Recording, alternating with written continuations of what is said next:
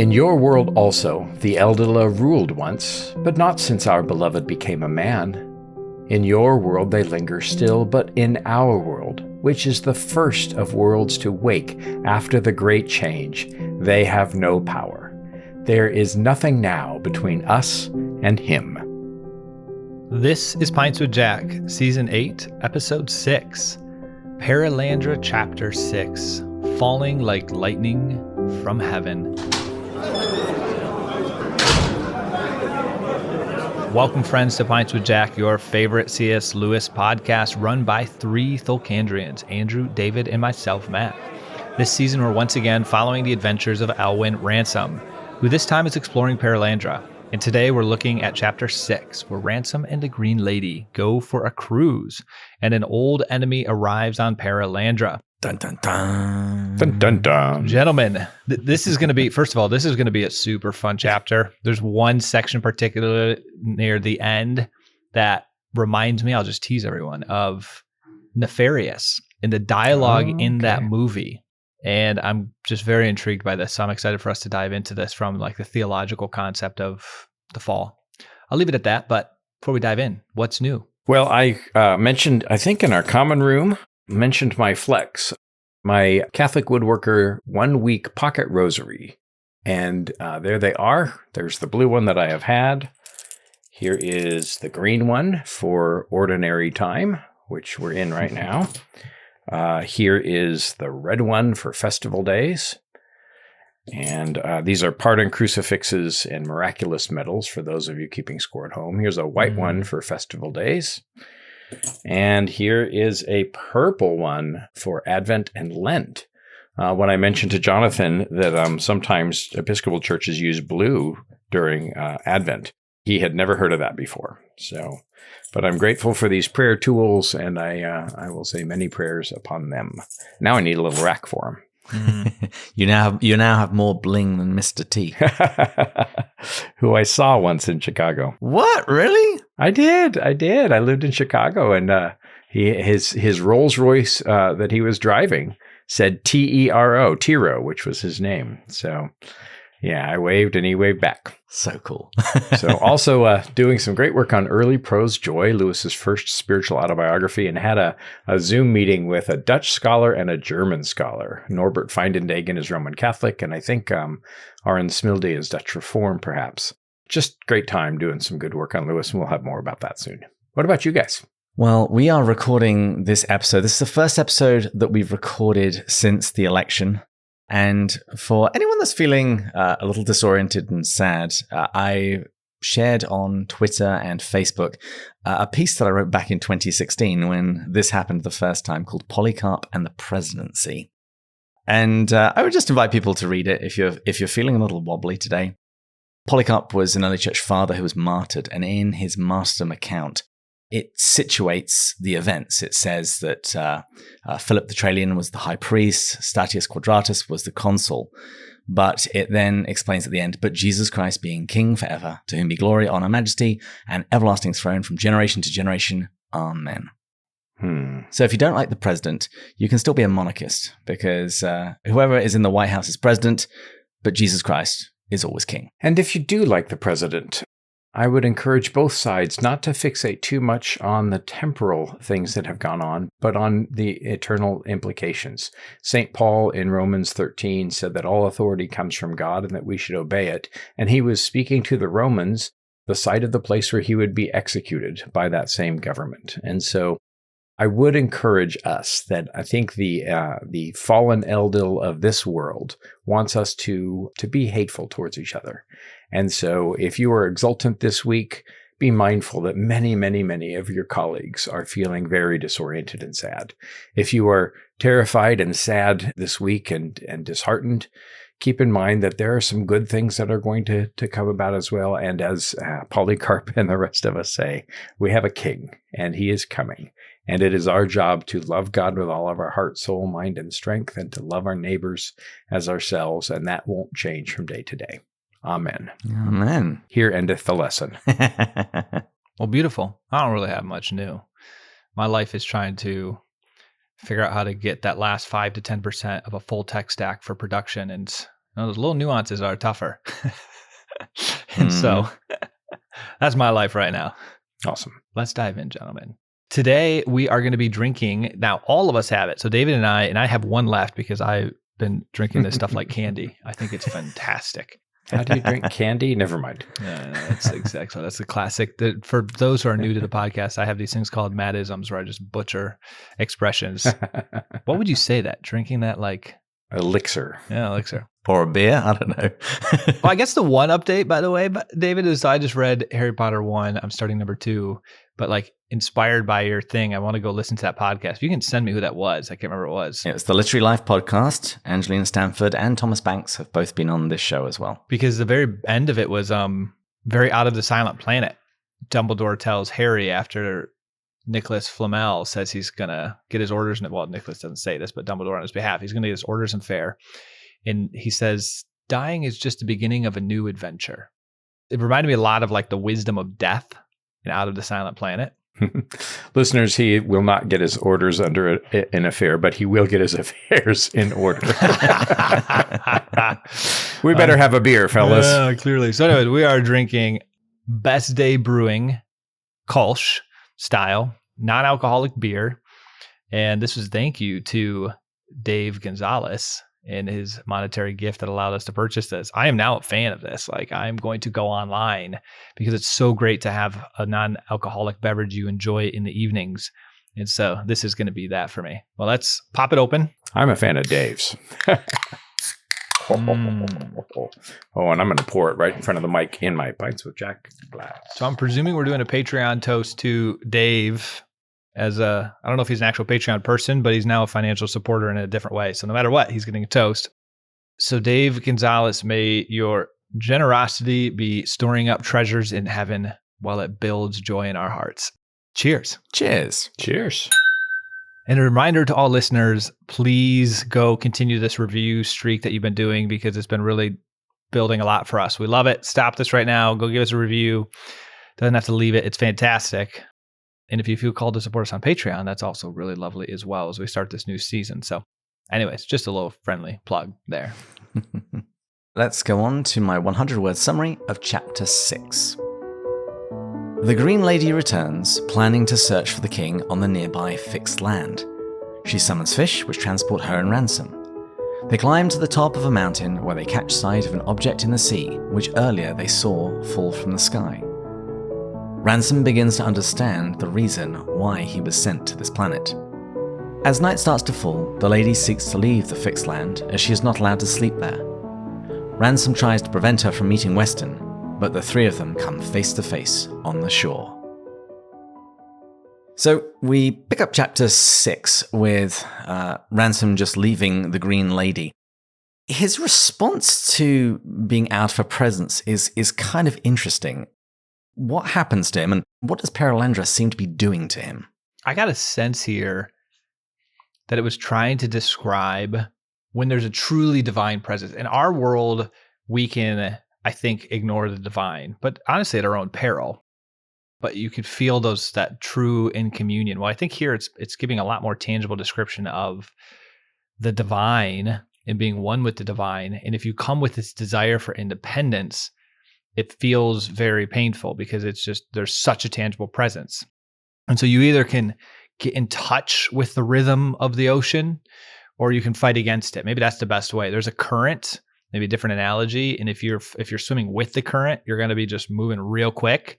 If you decide to be stubborn and try to swim against the current, you are going to not like that one bit. And you're like, this current stinks. What is this? This is awful. That's kind of the sense that I got with this. And it was really beautifully done. It felt tangible. What a good metaphor. Look at you, David. I see what you did there. Yeah. He wants to go through he calls them the rituals of relaxation that a man performs when he finds himself alone after a trying interview, lighting a cigarette, running his hands through his hair.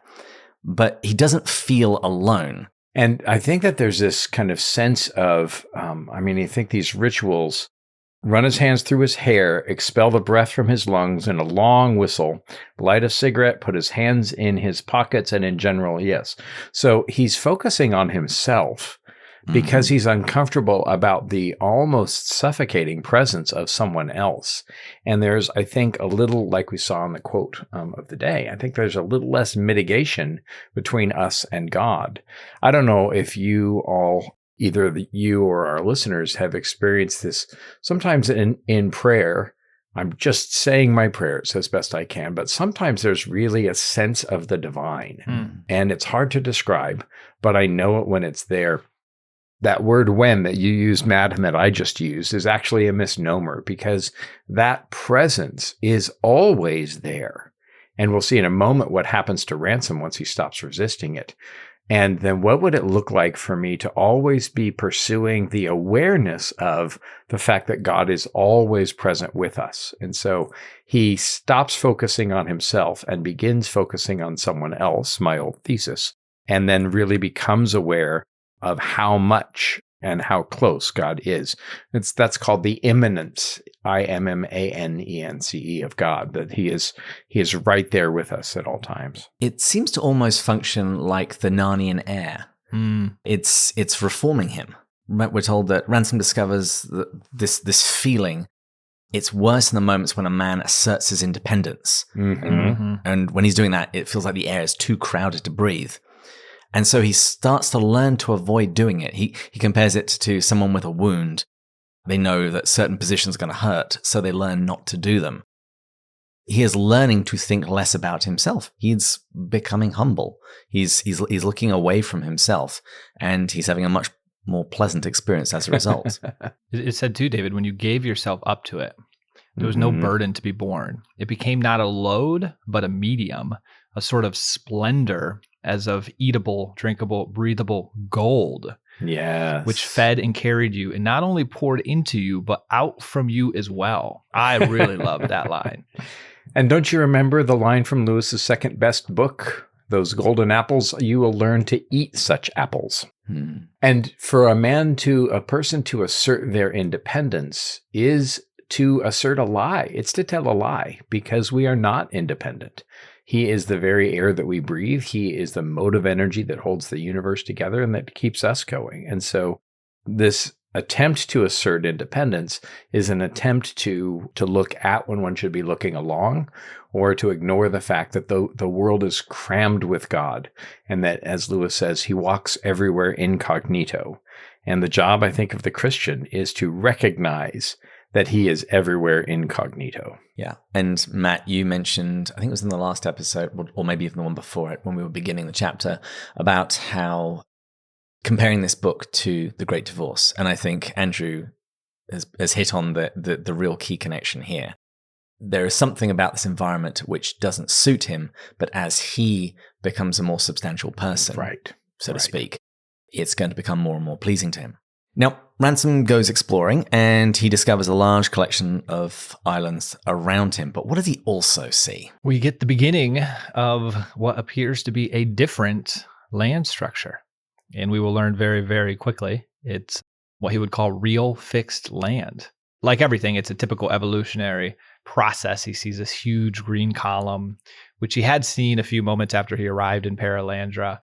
And we find out, there's kind of like a mountain type thing. But yeah, he finds that this is a real fixed land, and that's going to play a critical role in later in this chapter as we discuss what that is in the divine cosmos, obedience, rules of the land, all that stuff. Yeah, he had seen it before, and now they're setting out on an adventure to explore it.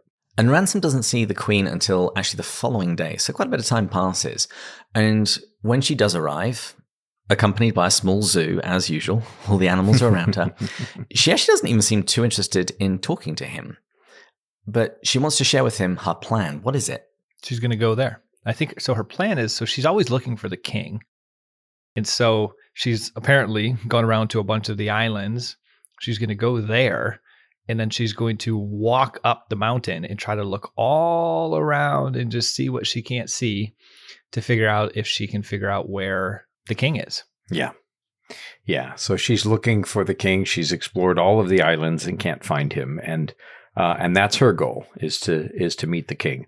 Another imitable goal for those of us who believe. And Ransom asks to go with her. And he wants to enjoy walking on fixed land once more, since that's how land typically is on Thulkandra, here on Earth. The Queen's response to this is kind of funny. How does she respond to this idea that Earth only has fixed land? Well, we find another one of these incidents where the two worlds are very, very unalike, and there are a different set of rules for each world. And so it's kind of like this, they seem to be speaking the same language, but all of a sudden that they're not. And it's confusing, I think, to both of them. Like the English and the Americans all the time. Technically the same language, but not really. Yeah. And we learn really quickly that there's this rule that Maladil here does not allow them to spend the night on the fixed land. And so that's partly what confuses her. Obviously, if they live perpetually on fixed land, they must be spending the night on fixed land. And so she says, he has never bidden you not to. Kind of as a statement, though, it says. And so that's when they start to have this conversation around these different laws and what they are. And it's a fascinating conversation as it kind of progresses. Mm-hmm. But it's interesting that the fixed land isn't bad. She said, he does not wish us to dwell there. We may land on them and walk on them, for the world is ours, but to stay there, to sleep and awake there. Mm-hmm. The discussion is interesting because it takes a little while to get there. You know, she's asking, well, how does this even work? How many people are on your planet? And Ransom doesn't know. I didn't know either, so I looked it up for your information. Next pub quiz, someone asks you how many people there are on Earth. It's about 8 billion. Mm-hmm. But she's actually then not interested in numbers. She's just blown away by the idea of there being these large fixed lands. And she said, how would you endure it? Almost half the world empty and dead, loads and loads of land all tied down. Doesn't the very thought of it crush you? You see the sensibilities which have been developed in her from living on Perelandra. And he points out that, well, you know, me being here, it's sort of like the same thing. This is sort of freaking me out. Well, and she actually describes it because she's been talking about getting older and older. She's now like, whoa, this is getting intense, how much she's learning and how much she's growing. Mm-hmm. And I thought it was interesting because there's almost like a little mini summary of what she's learned, but she goes, I am like the branches shooting out in every direction. They're getting so wide apart that I can hardly bear it. It's actually kind of painful for how quickly this is happening. First, to have learned that I walk from good to good with my own feet, that was a stretch enough. But now it seems that good is not the same in all worlds, that Maladil has forbidden in one what he allows in another. Yeah. Well, a couple of things. One of the things that, apropos of nothing else, that jumped out at me, it appeared that numbers did not interest her. Reminds me a great deal of Diana Glyer, because often when we talk and I try to suggest a date or something, she's like, you're asking me a numbers question. Don't do that. And so shout out to her. I also, probably because I spotted it myself, kind of spotted Ransom. She says, does not the very thought of it crush you? And maybe Ransom should have taken a moment to consider that question. And he immediately jumps in with an answer, and we find that that's a problem in a moment. But perhaps he should have just kind of held his tongue and thought about the question for a while. You know, there is something here that comes right after what I just read that I thought was really interesting. And there's a philosophical truth here that's just a side point, but potentially a big one. So Ransom says, perhaps my world is wrong about this. Because obviously if one's good in one and one's bad in another, it suggests that maybe one of them's wrong. And it's interesting. She says, it is not so. Maladil himself has told me now. So immediately she kind of gets this answer. And it could not be so if your world has no floating lands, but he is not telling me why he has forbidden it to us. I think what's interesting about that is it's sort of indirectly saying any command by, that's the whole philosophical question of like any command by Jesus or God can't be bad. Mm-hmm. Like people ask the question, well, can he create a rule that you follow that sounds like it would be evil and then it's not evil because he says it? Well, that just wouldn't happen. There's some sort of principle that someone's told me before of what that is, but he just, that wouldn't happen. He can't do that. He is good, therefore his commands that flow from him, pure goodness, will be good. Right. Well, we also have the perfect will and the permissive will, right? Oh, we're gonna talk about that in a moment. Okay, actually. Good. But the question that I wanted to ask you guys is, if the rules are different on Perelandra and Thulkandra, does that mean that Lewis is advancing a form of moral relativism? That something can be good somewhere and not good somewhere else? It depends on what you mean by relativism, and it also, I think, depends on what you mean by somewhere else. One of the things that we hear in The Magician's Nephew is Diggory says, just think what another world might mean. You might find anything. And our Lord certainly said to the disciples, to his Jewish disciples, I have sheep of another flock. And once the Holy Spirit comes in, the rules, the laws about dietary restrictions change. When St. Peter is bidden by the Lord not to call anything unclean. And so I don't know if it's moral relativism, and it certainly, I don't think, propounds the idea that morality is wishy-washy. I think that there's a very specific set of morals or rules that applies in Perelandra. Is that always going to be the same in every world? No. Is that always going to be the same in our world? Probably so. So I would be careful with that, but I'd be interested in hearing what you all say. I thought about it, and I think I would say, I think morality is the same in all worlds, but Meneldil asks different things of his servants in those different worlds, much in the same way. And I'm really pleased you went to the Old Testament. The successive covenants that we see in the Old Testament, the communion that is set up between God and man, first with a couple, then with a family, then with a tribe, then with a kingdom, and now worldwide. The terms of that agreement have asked different things, and sometimes out of sheer necessity. Because here we're told that Meneldil couldn't actually ask for what he's asking on Perelandra to happen on Earth because we don't have floating islands. So that's just not even possible. Sure. But he must have a reason for it. And Yes. it's funny because Ransom, he doesn't like the fact that she's starting to feel unsettled. So as you pointed out, Matt, he says, well, maybe we're wrong, or I'm sure Meneldil has his reasons. So each episode, I give a selection of quotations for Andrew to choose for our quote of the week. And I really wanted this one to be the quote of the week because I just think this is a perfect quotation for anybody who runs a podcast. Oh, piebald, she said, still laughing, how often the people of your race speak. You're wondering, as was I, about this law which Meneldil has made for one world and not for another. And you had nothing to say about it, and yet made the nothing up into words. I want that on a t-shirt. Yes. Sometimes that's the motto of every preacher. It just sounds like Kirkpatrick in that when wasn't he like saying that that's beautiful, and he's like, well, what does that mean? And so it's pretty much thought he was making a random not supported statement. Yes, Yeah. the landscape being wild. It says, stop. What do you mean by wild? Why should you think this? Have you consulted maps? The other thing I wanted to mention about this section before we leave it, the Queen is confused by Ransom's comment that at least Meneldil's command not to sleep on the fixed land, it's not a hardship. Why does that seem to befuddle her? Because this lines up with something that's one of my, actually, I'm glad you brought this up. I underlined it, but not for this reason. It's one of my favorite things from the Mere Christianity. We're going back 7 years.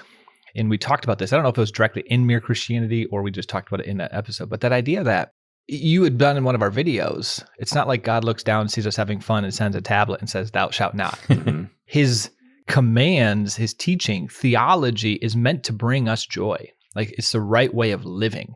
And so there's not like these teachings that are meant to not be a joy. That doesn't mean they don't have suffering. That doesn't mean there can't be pain in something, but that's very different than the true sense of peace and joy that you get by being in communion with the right ordering of the world as it was intended.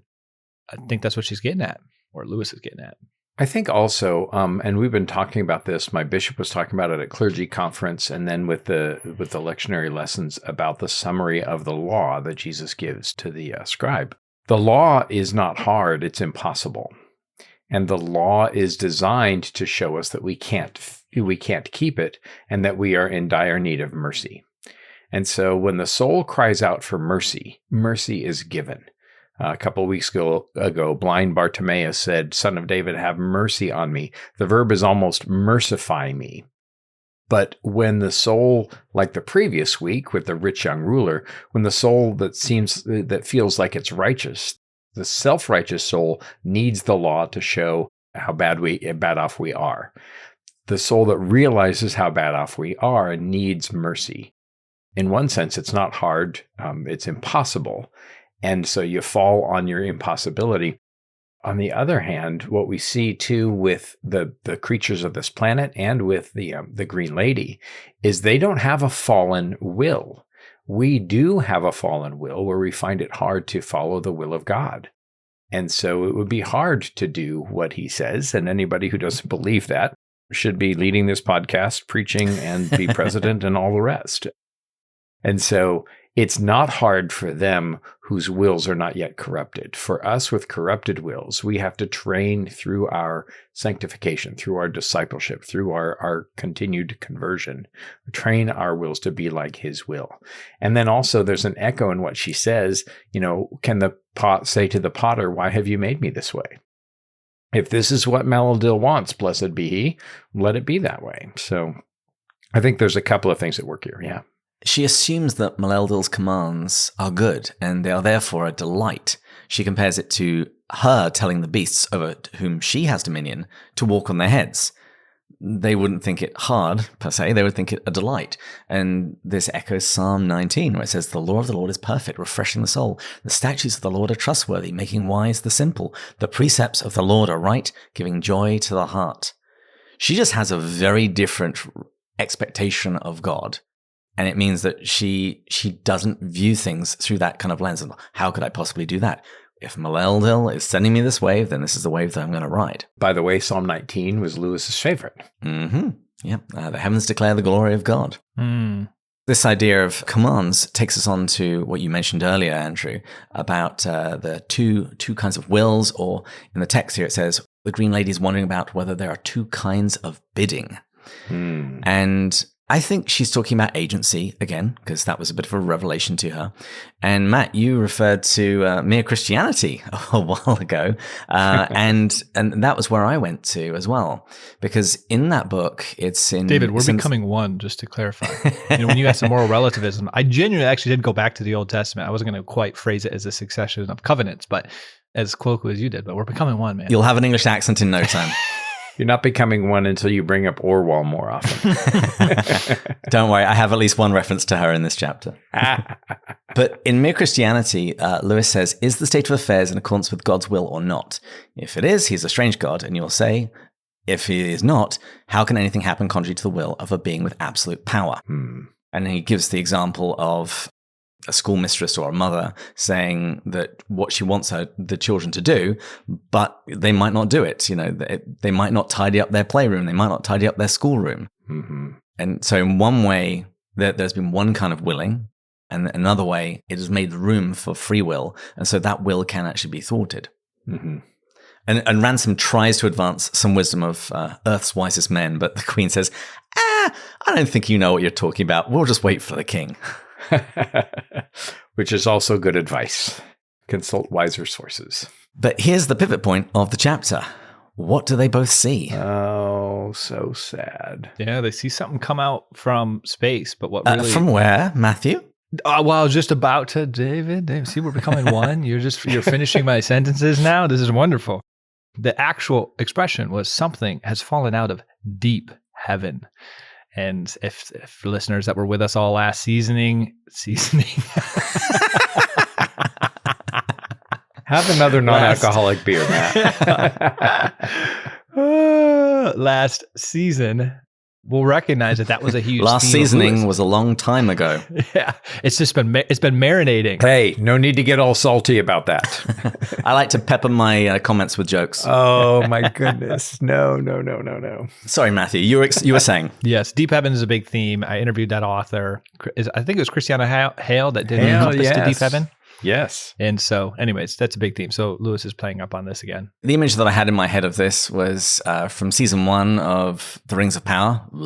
But when not Gandalf comes crashing through from the sky like a meteor, that something's crashing on Earth, and in this case, there's the sea swells and the island moves as a result of the impact. And that line, something has fallen out of deep heaven. There's some very strong scriptural allusions there. In Luke 10, Jesus says, I saw Satan fall like lightning from heaven. That's where we get the title of today's episode. And in the book of Revelation, in chapter 8, it speaks about an angel sounding a trumpet, and a great star, blazing like a torch, fell from the sky over on a third of the rivers and on the springs of water. And they turned bitter, and many people died of the waters. And the name of that star is... another Lewisian character, Wormwood. Which in Russian is Chernobyl. Really? Yeah. terrifyingly appropriate. Well, and especially during the 80s and 90s, because we were looking for the Antichrist under every rock. And when Chernobyl broke down and it was wormwood, and we thought that, yes. And then Gorbachev with the mark on his head, and we got a little crazy. God give us grace. Yeah, if anyone wants a fun read The Late Great Planet Earth by Hal Lindsey. You get to see what the world was like back then. Bonkers is the only word. And then listen to Larry Norman's song, I Wish We'd All Been Ready. Anyway, the subject returns to finding the king. We've said that she wants to go to the fixed land so she can ascend the mountain and look around and see if there are any other islands nearby where the king might be. Ransom asks her, well, we can probably swim there. And she says, no, we're going to do this in style. We're going to ride on fish. And she kneels down by the water. And if you've ever seen a ballerina or a dancer move in everyday life, there's a grace that comes with like every little movement. And that's what I thought of when I was reading the description of her kneeling down by the water. And of course, I thought of Orwell, but this is an inverted Orwell. Anyway, she gives 3 low calls, and these fish come, and she takes an age trying to choose which 2 they're going to ride on. And they're sort of like giant tadpoles. Some of the covers of the Perelandra books have got some artist renditions, which I think are rather good. Somewhere between a tadpole and a dolphin is how I think I would call it. But even this moment, we've mentioned Dante before, but here there's echoes of the allegory of love. In there, Lewis translates some work from a 12th century author called Alanus ab Insulis, and it's called On the Compliant Nature. And I'll just read a section of it. And if you've read this part of Perelandra, you'll see the parallels. The fishes even, swimming up to the eyebrows of the waves, so far forth as the lumpish kind of their sensuality suffer them, foretold by their glad cheer the coming of their lady, the Virgin Natura.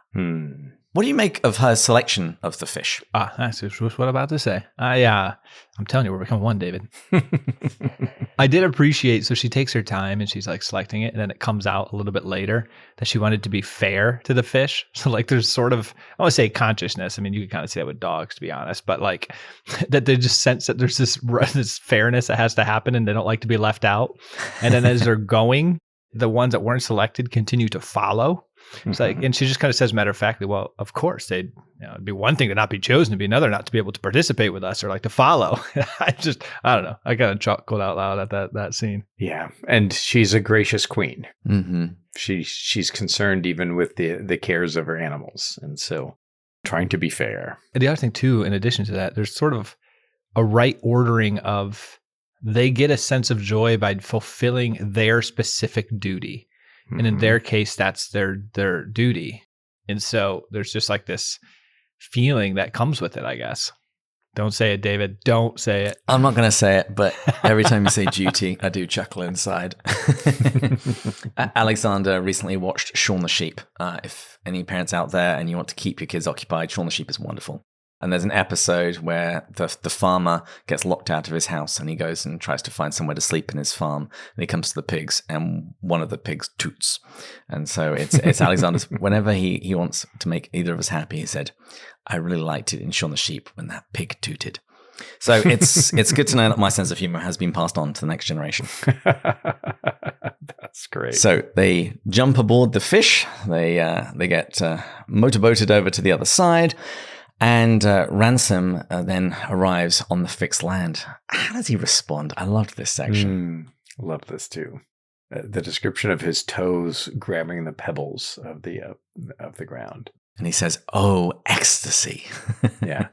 I was struck too by this chapter where it goes between kind of description sections and dialogue sections. It reminded me a little bit of Grapes of Wrath, which has these intercalary chapters, these chapters that describe, America in the 20s, and then chapters of kind of interaction and narrative with the Joad family. But yeah, you see, of course, Lewis's visual memory. That's one of the things that he did when he couldn't sleep, is he would lie in bed and imagine worlds and imagine landscapes and things. And so you can definitely see the fruit of this as well. They climb up to at the very top of the mountain. Is there anything you want to talk about their ascent? Because there's a few things that do happen. I mean, at one day, they come across this plant that she named him after. Or maybe not plant, but yeah, flowers. Well, sort of. They look like flowers. This is the classic Ransom thing. It looks like something, but it's actually something else. Yeah. Yes. But they're called piebalds. Piebalds. Piebalds. The text says, they were white beasts with black spots, about the size of sheep, but with their ears so much larger, noses so much mobile, and tails so much longer, that the general impression was of rather enormous mice. And we know that Lewis had mice in his room and liked them. He had cordial relationships with the mice in his life. They would poke their heads out and tell him that it was time to go home, because they want to come out and play. The other thing that made me chuckle in the section where it talks about the ascent is that Ransom really wishes he wasn't climbing naked and that he had a pair of trousers. I can understand that. He is struck by how exceptionally graceful and strong the Green Lady is. Mm-hmm. We'll wait a little bit later, perhaps, in the season to really talk about connecting this with what theologians say about pre-fallen man. Mm-hmm. But it does seem that she is graced with a certain level of perfection. There's even a funny moment when she's about to try and lift her whole weight up on her arms, and he says in English, "Look here, you can't do it that way." And she does it before he has the time to correct himself and say it again in Old Solar. Yeah, she's perfectly suited to that land. By the way, for our our American audience, a friend of mine was studying it at St. Andrews, and she made a terrible mistake, because she was American and raised American, and her professor walked in a particularly resplendent pair of flannel trousers, and she said, "Oh, I like your pants." And he blushed immediately. Pants in England means your underpants, and trousers are what we call pants. So yeah, pantaloons. Yeah, when I was at school, we had a South African girl called Ruth, and she did the same thing in a maths class. She said, "Miss, I really like your pants," and we got nothing else done for the rest of that session. Yeah. Oh, and so when he pulls himself up, he scrapes his knee. And this is an incredibly pivotal moment. And we start to hear, ever since the falling of the thing out of deep heaven, we start to hear, they almost feel like bell strikes, a hammer on a bell, and these kind of growing sense of doom. And she asks him about blood. She asks him about pain, and she wants to experience it himself. And so here's Ransom bringing all kinds of nonsense into this world. He tells a lie and then corrects himself. Then he scrapes himself and shows blood and talks about pain. And it's like, oh my gosh, can't you just go away? But much worse is coming than our friendly Ransom. Oh, yeah. But what do they see once they've reached the summit? Well, they see the tower of the fixed land. So they come to this plateau and they sees this kind of cathedral spaciousness at the plateau, and then sees these kind of 9 pillars or 9 towers. So, which are, I interpret them as effectively spires, because he's already given us the language. He speaks of a cathedral spaciousness, this echoing. They're somewhere sacred. It kind of reminds me of the top of Numenor, where they would worship the true God in the Lord of the Rings. Yeah, absolutely. Well, the Silmarillion. Because Ransom knows that the lady isn't allowed to sleep there, and he's been absolutely loving being on fixed land. Think of someone who hates being on boats and then they finally get back to port. He's been enjoying it so much, and he wonders, can she enjoy it, given this is something that she's not allowed to participate in fully? But that doesn't seem to be the case. He sees something on her face that even makes his eyes look down. He averts his eyes when he's seeing this.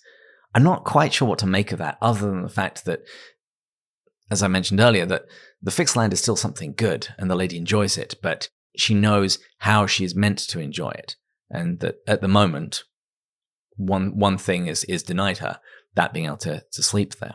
My guess, longing, is he's trying to represent. Like, to have something that you know is good, but has been kind of forbidden at this stage, but is because you have perfect understanding that whatever Meladale says is for your own good. I think there's like a longing there, to be honest. In her face? Yeah. I wonder if it isn't holiness. An enjoyment. Yeah. And Maladil seems to be just speaking directly in her mind. He's like right there at her side. And I think in Great Divorce, Lewis pictures what the great saints might look like. We think of Sarah Smith, and all the light of Golders Green, all the light shining from her. And I think that when you meet true holiness, and I've met a couple of people who I just felt like... Andrew, you shouldn't. You shouldn't. No fear. I met Bishop Simon Barrington Ward, who had been the chaplain at Magdalen College, Cambridge, and sat with Lewis at table for a number of years. And he was a holy man. And I think that when you see the description of the Blessed Virgin in Revelation 12, crowned with stars, I think that there's this holiness to her that has not been violated. And he rightly bows his head and bows his eyes. It's the presence, I think, of the numinous, this kind of sense of something wholly other, wholly powerful, and distinct from us that makes us bow. And I think that's why we bow. And look at where this is happening in particular, at the top of a mountain. Biblical echoes of Moses and his face shining with the presence with something of the glory of God. Yes. She has a face, Andrew. With an unveiled face, yes. And so, yes, she is probably a little bit like Psyche here. She has got to her mountain. Yes, she has. And she is always with her beloved. In this section, there are also yet more references to heraldry as Ransom is looking out on the islands. All the colors, he says, it made it seem almost heraldic. Our knight, Knight, Ransom, is about to meet his challenge because the two of them see something in the water. It's about 2 miles away, and it's a small round object. We're told that Ransom thinks that were he on Earth, he'll call it a buoy, but it's not. The lady assumes that what they're seeing is what fell out of the heavens earlier. So, what does Ransom now suspect? It brings him back memories to Perelandra, to Weston. Wasn't it a spherical object? Mm-hmm. And so then we kind of get this pretty much summary. It's a really clever way, Lewis, to work that in case you haven't read Out of Silent Planet. I think he does it really well in this book, giving you all the backstory, just piecemeal. I thought that as well. I was like, that was a really good way to just get that all in about 1.5 paragraphs and explain also kind of indirectly the entire point of it, because I'm slightly jumping ahead to the end of the paragraph, but he talks about a dream begotten by the hatred of death. Remember we talked about like the wisdom of death? This is the flip of it. So he puts it from Weston's perspective. So kind of goes back to a huge theme he was trying to communicate, and clearly, because he's now doubling down on it. Everyone take a sip of your non-alcoholic beer. People are going to start questioning whether it really is. No, they won't. Fortunately, we've got over 400 episodes, some of them where you're not drinking. That was a good one, Andrew. But yeah, we get the summary of what happened, and also Weston's plan. So you're told what his viewpoint was when he was on Perelandra. Yeah. He had the ability to fulfill the dreams of some men, namely that we can spread humanity throughout every solar system and subjugating all of the other life we find along the way. Lewis writes a great deal of poetry about this.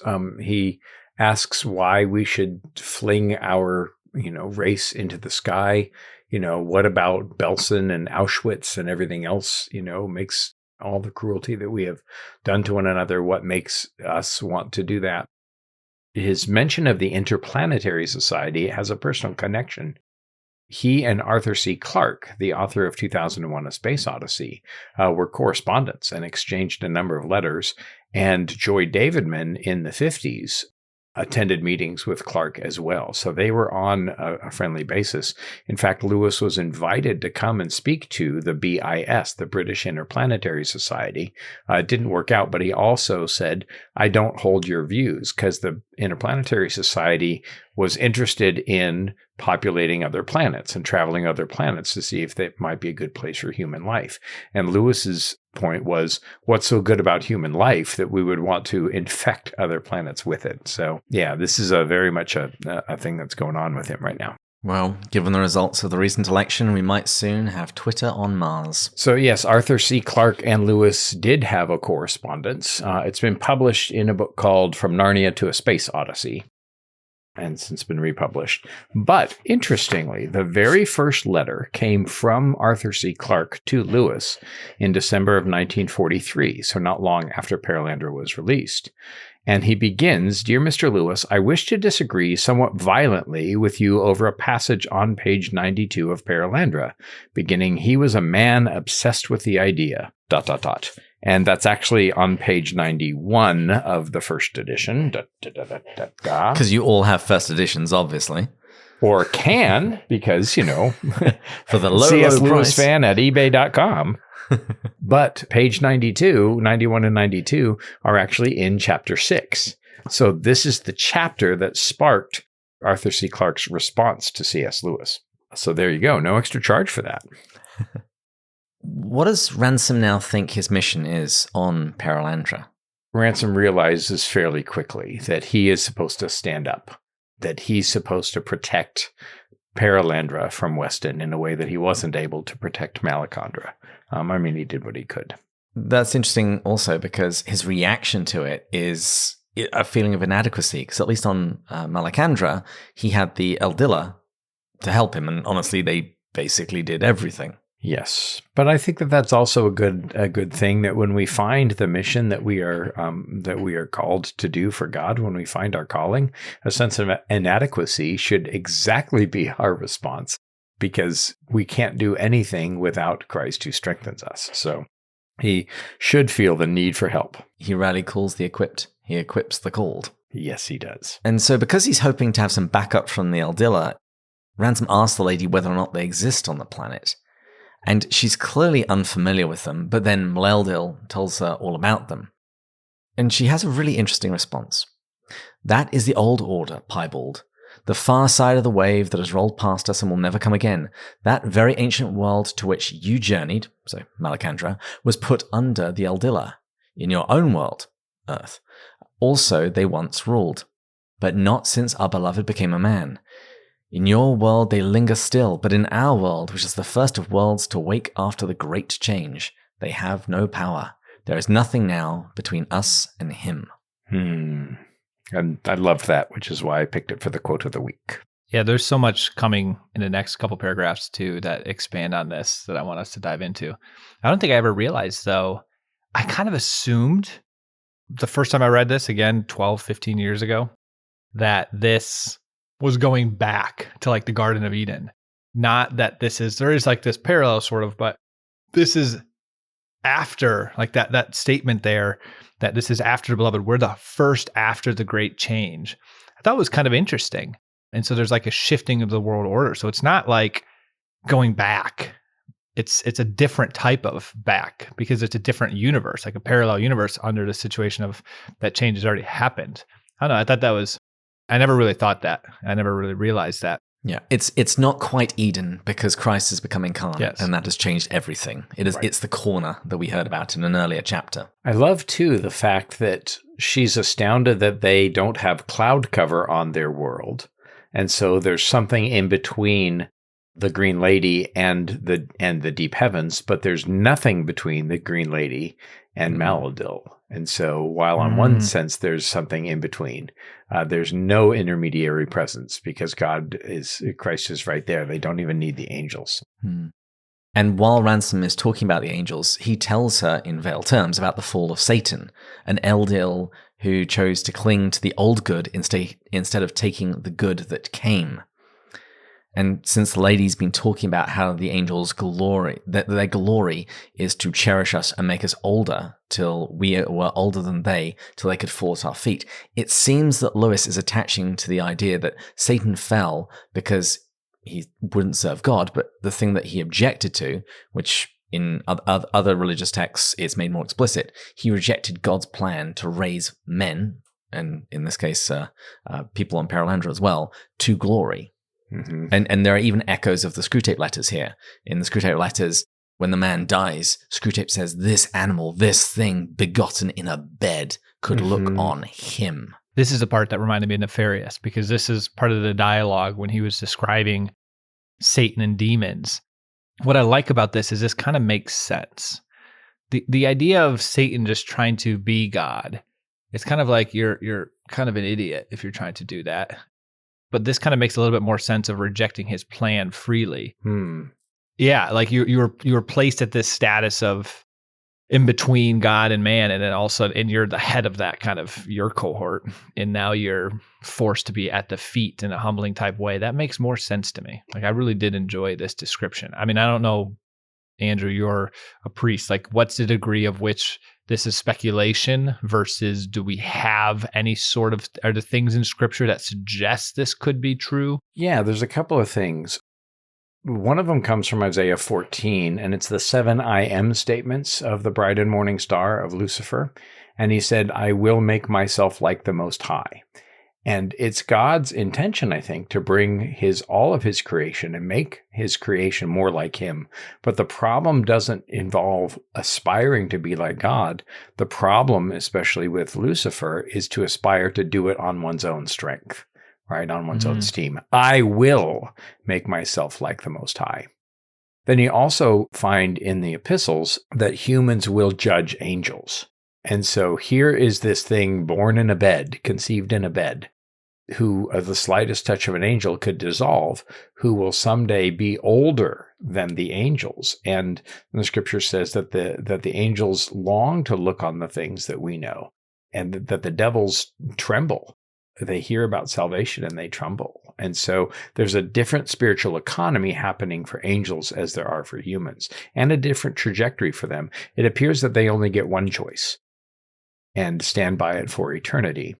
We get several choices every day, and that's part of why we need to grow closer to God to make those choices well. Mm-hmm. The two of them see this object in the sea, which we're pretty sure is a vessel that Weston has used to travel from Earth to Venus. And it splits into two, and Ransom guesses that Weston has got a boat. And he's concerned because if it's a boat, then Weston is basically separating himself from his, for want of a better word, spaceship. And he might never be able to get back to it. And he knows that if you corner an animal, they're going to fight. If Weston has no way of retreating, that doesn't bode well in terms of being able to get him off Perelandra. And he's also concerned that Weston's now going to meet the lady. He tells her, this man, he's a friend of that Eldila of whom I told you, one of those who cling to the wrong good. He's saying he's a friend of Satan's. And Ransom's also concerned that he won't be able to do anything to protect the lady. You know, what can he do, a mere scholar, as he describes himself, against Weston? You know, he should have been a pugilist or somebody that knows how to use a Tommy gun. Then he could have actually have done something to protect her. Yeah. So the stakes are starting to go up. Mm-hmm. I don't know about you, but the tone changes. And to circle back just for a moment to Harry Potter, and I don't want to do a deep dive, I remember when I read book 5, feeling really bummed out by the negative tone. You know, Harry won't talk to Dumbledore. Harry's keeping secrets from his friends. There seemed to be a lot of conflict with everybody in that book. And then it took me years to realize that part of what's happening is that with Voldemort incarnated again, with the evil Lord back in a human body living in that world, just the very presence of that agent of evil makes evil unravel some of the fabric of friendliness and of love that we have. And it makes me think about this recent election. The way that people vilified people from the very top and on down, they vilified people of the other party. The way that my Facebook, feed today is filled with people who cannot understand how somebody could vote for, could vote for the other party.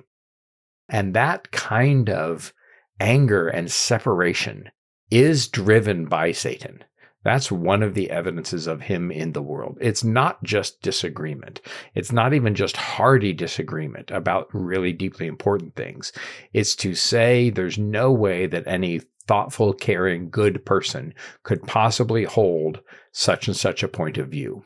And that's happening on both sides with no awareness, apparently, that the other side seems to be saying the same things.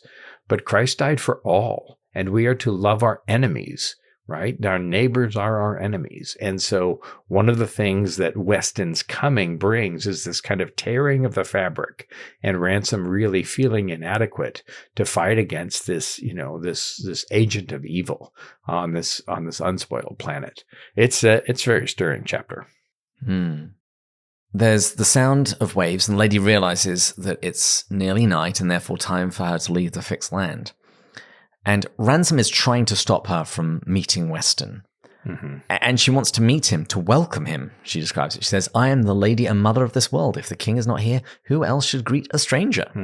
Again, it's this sort of courtly love, this idea that one should be always chivalrous. When Ransom explains that, like, he's a bad man, then she wants to perform a spiritual work of mercy by teaching him. I must explain to him. Let us go and make him older. So Ransom runs ahead, tries to intercept Weston, but the queen, as we've already found out on the ascent, she's in much better shape than he is. So she is right behind him. And so it ends with our discovery that, yes, that this is Weston.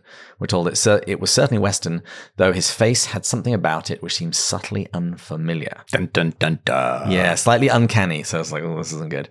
And I do want to point out, he's wearing a pith helmet. And that's got echoes of British imperial colonialism all over it. If you ever watch any of the old movies like Zulu, you see them wearing these funny little sort of helmets, and this is what he's wearing because he is coming to take control of Perelandra. And Weston's response is just kind of hilarious. He says, "May I ask you, Dr. Ransom, what is the meaning of this?" You meet somebody else on another planet, and that's what you open with. Great. Yeah. Well, gentlemen, is there anything you'd like to share before we wrap this thing up? I found this chapter really setting the stage for the rest of the book. And in some ways, I don't like this chapter because it's all been fine till now. And now, what is this? So it begins, right? I will say, I don't know what chapter it is. Only could be one of the next few. But my wife was saying listening to it on audiobook, and particularly the tone, is very dark. Some of the dialogue, and so I'll be curious to kind of come across that naturally. Well, I hear the call for final drinks, so thank you to our intern Julia and our sound engineers Taylor and Sarah. Thanks to our Patreon supporters, and remember, if you would like to become one, we welcome you with arms wide open. Joanna, Brian, and Meg, Rebecca, Sarah, Mark, Kevin, Aldo, Bud 1, Bud 2, Edgar, James, Matt, Erica, Joelle, Amanda, Thomas, Shane, Becca K, Paul, Gary, Stephen, Kelly, John, James, Kate, Peter, David, Angela, Rowdy, and my wife, Mary Margaret. And of course, thanks for all for listening. And please join us next time when we'll continue going further up and further in. Update your wife's payment information, Matthew. Cheers. Cheers. Cheers.